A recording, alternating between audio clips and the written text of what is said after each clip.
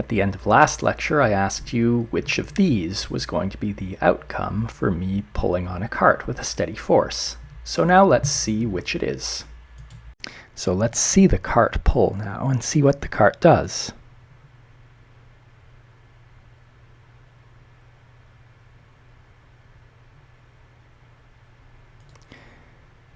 And I'm going to put all of the points of the motion diagram on there and zoom in so you can see it a little better.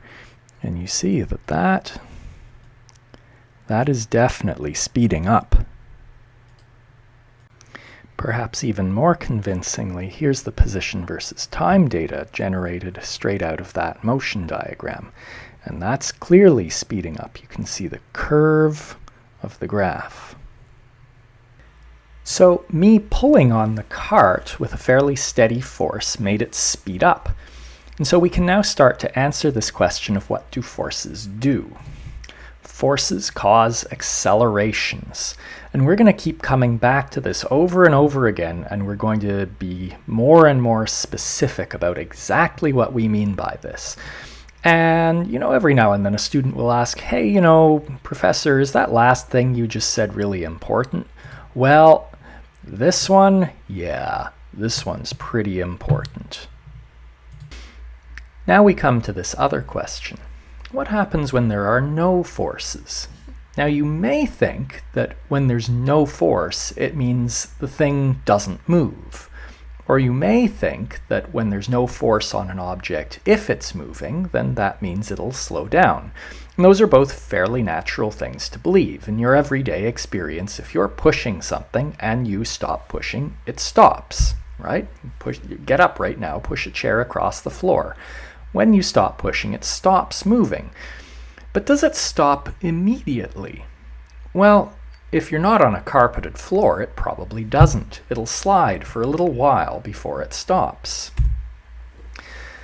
So you probably realize, if you think for a moment, that it's friction that stops the chair. And on a smooth chair, the chair could move for quite a while. Or even better, if your chair has wheels on it, it'll go farther because there's less friction on it. But the friction will eventually stop it. But here's the thing. Friction is a force. Now, it might not have occurred to you that friction is a force, but I'll show you that friction is a force. So I'm going to push this book across the desk, but I'm not going to do it by pushing on the edge of the book.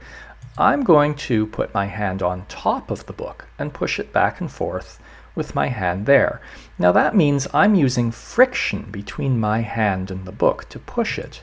Now, if you're not convinced that I just used friction, I can put a glossy book on top. Now I've reduced the friction because this book is slippery on top of that one.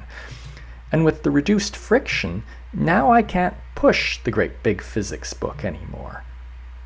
So I'm able to push the big book using friction.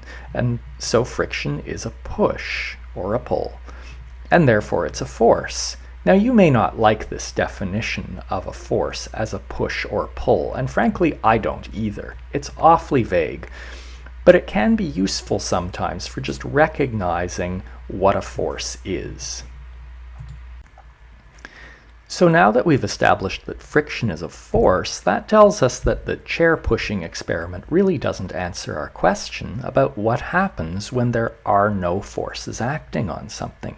We really need to do an experiment without friction. Now, we could do all sorts of things. We could go out on a frozen lake, but there'd still be some friction on the ice. The ideal thing is we could all launch ourselves into orbit and do some experiments in space. There, it's really easy to have no friction. I'm afraid I don't have the budget for that. But we can use an air puck. So an air puck is literally just a little hovercraft. It's a little puck and it pulls in air and it blows the air out the bottom. So the air is coming out the bottom and that pushes up on the puck. And so here's the thing. We're not really going to see what happens with no forces at all because, as you know, gravity is pulling down on the puck. Right? We haven't really discussed that yet, but we'll get to it in more detail. But if that was it, then the puck would accelerate down. The reason it doesn't, well, if it's turned off, it just rests on the floor, and the floor keeps it from accelerating down by pushing up on it. When the puck is turned on, it's the air that it's blowing out the bottom that pushes up on it and allows it to float.